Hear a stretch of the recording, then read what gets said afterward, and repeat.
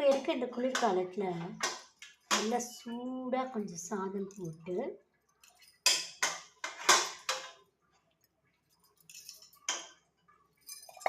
அதில் கொஞ்சம் நெய் சேர்த்து நான் வீட்டில் செஞ்ச பருப்பு பொடி அதையும் போட்டு சூடு சாத்தில்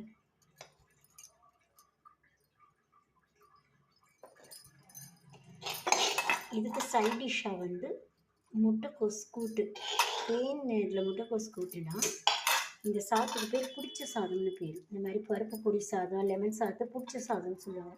இந்த மாதிரி பிடிக்கும் பாருங்கள். இந்த மாதிரி பிடிச்ச சாதத்துக்கு இந்த மாதிரி கூட்டு தொட்டுட்டிங்கன்னா ரொம்ப நல்லாயிருக்கும்.